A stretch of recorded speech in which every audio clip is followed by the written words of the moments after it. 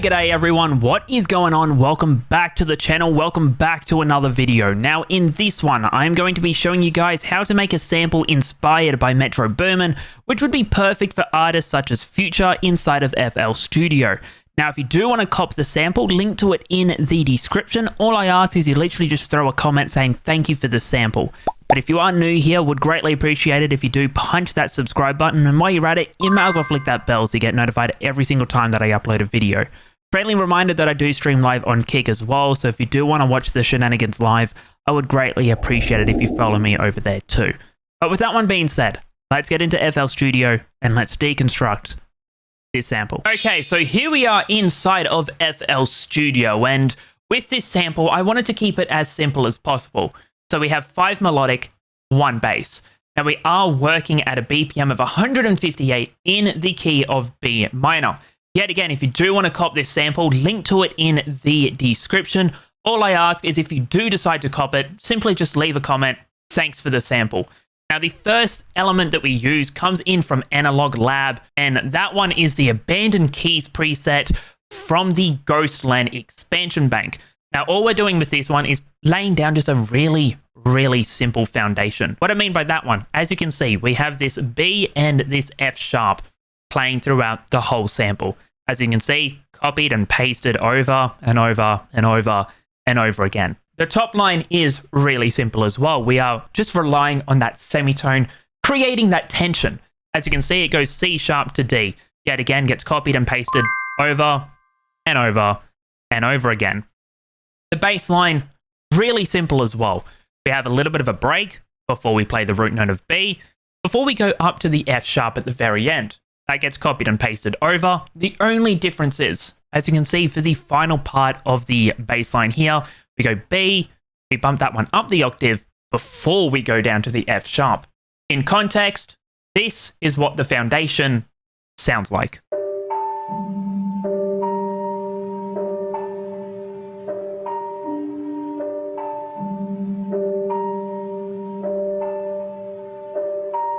Honestly, just keeping it as really simplistic as possible. The effects with this one, there is literally nothing on it. We did not need anything for this sound. Going on to the next element, it comes in from Analog Lab yet again, and this one is the Blackbird preset, which also comes in from the Ghostland expansion bank. And all we're doing with this one is simply laying one note with just a couple of accents. What I mean by that one, if we have a look in the piano roll, as you can see, we have this B playing throughout the whole sample. But yet again, just relying on that semitone to create some tension, where we have this F sharp, and for the second part, it goes up to the G. This is what the pad sounds like.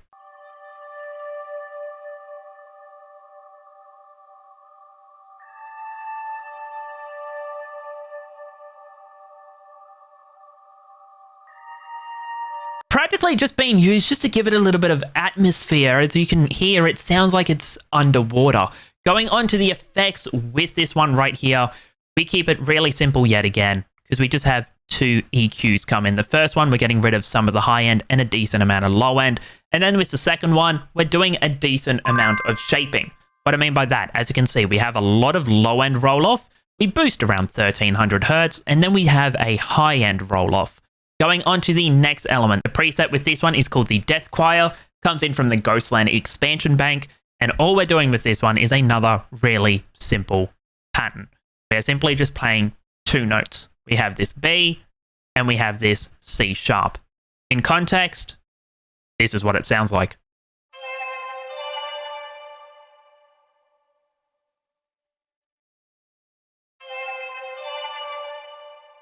Practically just being used as an accent, just to give it a little bit more of a punch when the sample starts.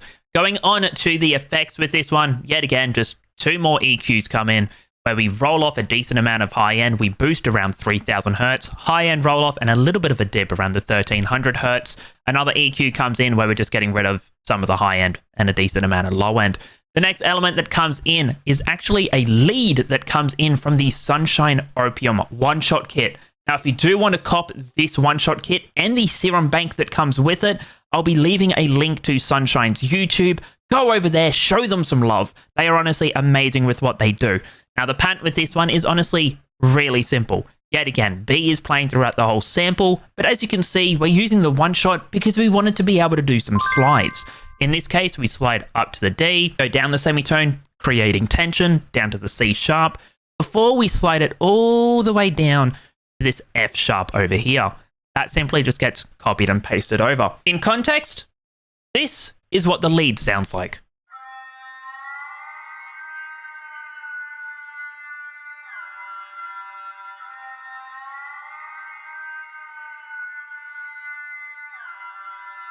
Yet again, just keeping it really simple, just relying on that tension, and it just gives it a little bit of movement. Going on to the effects with this lead, we go a little bit crazy with this one because we start off with an effect rack where we are using the ambient space preset. A sound shifter comes in where we're bumping it up an octave.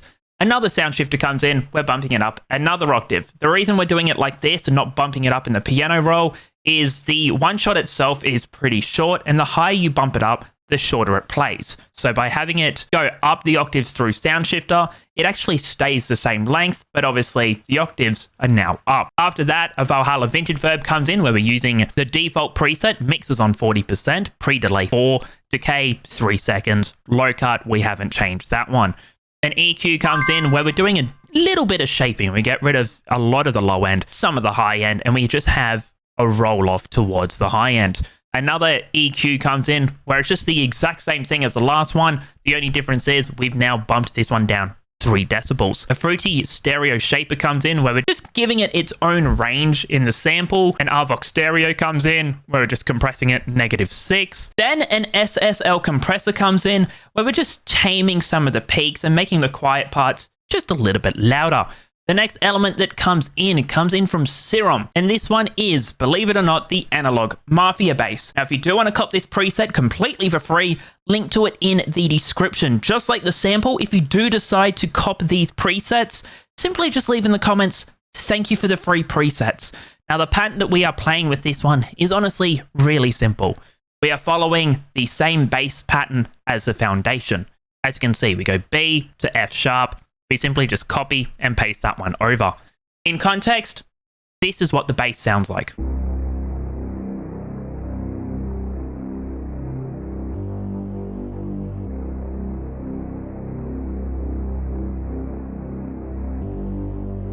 Just keeping it really simple. The effects with this bass, we don't really go overboard with it. We have an EQ come in where we just get rid of some of the high end. An RC20 comes in where we have the init preset. All we've done is we've changed the distortion type to air, and it's on 60%. An SSL compressor comes in just to practically, level out the sound. The final element that comes in from Analog Lab yet again, and this one is the Mallet's Dream preset. All we're doing with this one is honestly a really simple pattern. Yet again, just like the foundation, this B and this F sharp gets copied and pasted throughout the whole melody. And the top line is honestly really simple. We grabbed this B and we bumped it up 2 octaves. Then we go down to the D, up to the A, F sharp, C, A, up to the D, down to the C. As you can see here, working with that semitone, going D, C sharp, D, C sharp, before we ended on the semitone of this G and F sharp. Yet again, that just gets copied and pasted over. But in context, this is what the bells sound like.